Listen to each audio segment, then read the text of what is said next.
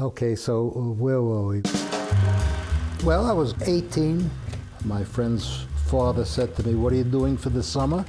And I said, "Oh, I don't know. I'll hang out with my friends. We'll go to the beach and do whatever." And he said, "No, tomorrow morning I'm taking you to work." I said, "I don't want to. You guys are in the glass business. You get cut when you work with glass." He says, "Don't worry about it." He always said, "Don't worry about it."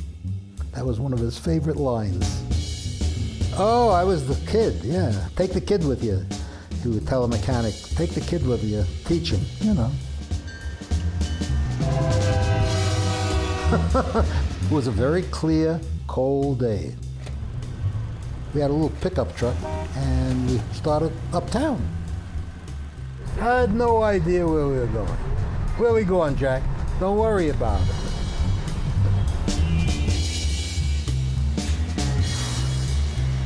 I said, "What are we doing here? There's a lot of glass in the Empire State Building." But the glass that we had on the truck was not the same kind of glass that are in all the windows. And I said, "This is strange." He says, "Don't worry about it." So we drove down through their freight entrance, took a piece of glass, got into the elevator. We had to transfer elevators to go up to the observation deck. From there, we went into the tower. And then it dawned on me where the glass was going.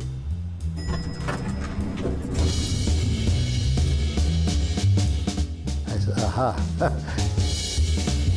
Floors stop at 102, and this had to be 106, 108, something like that. The tower is quite high.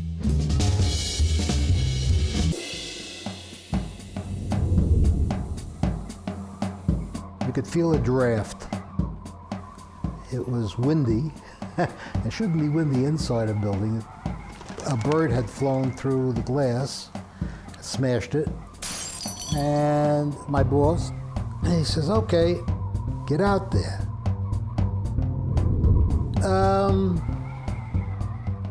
I look out, and there's a rope coming down onto a plank.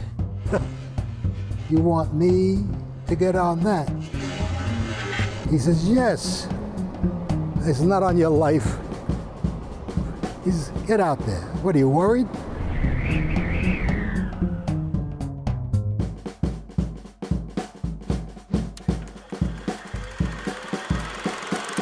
You didn't think about safety in those days.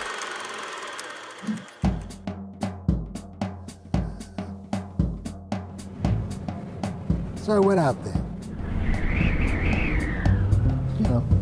100 floors up in the wintertime.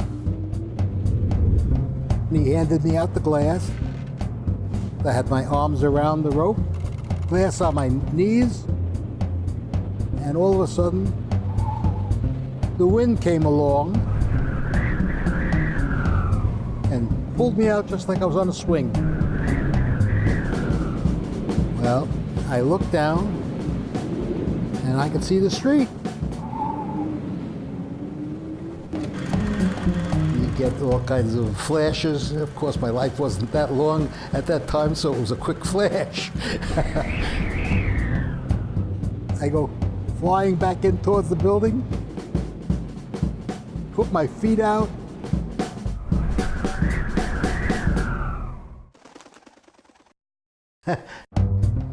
Luckily, I hit the mullions, not the glass.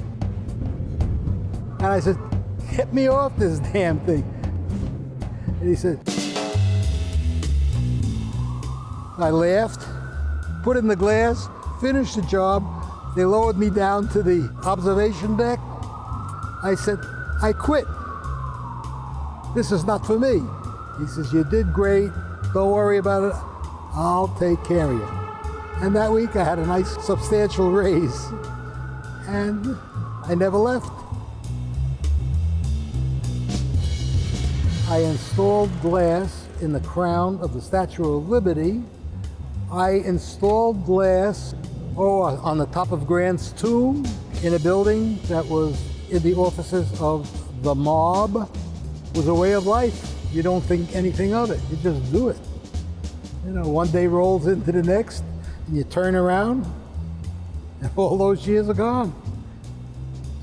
I think a good way to go through life. It hasn't hurt me at all. Get out there. You're all right. Don't worry about it.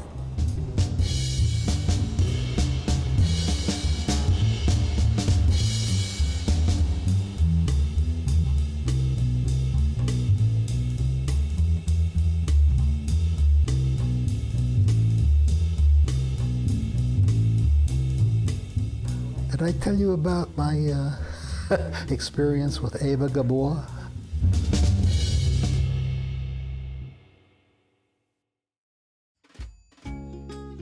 Visit pioneer.org/postcards to catch up on missed episodes and to find out more about your favorite segments.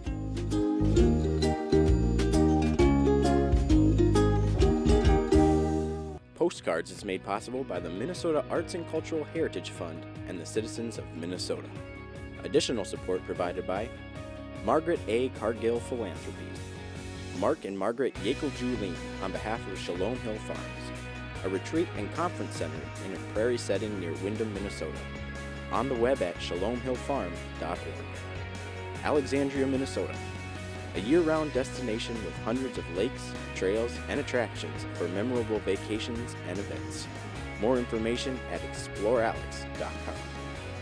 The Lake Region Arts Council's Arts Calendar, an arts and cultural heritage funded digital calendar showcasing upcoming art events and opportunities for artists in West Central Minnesota.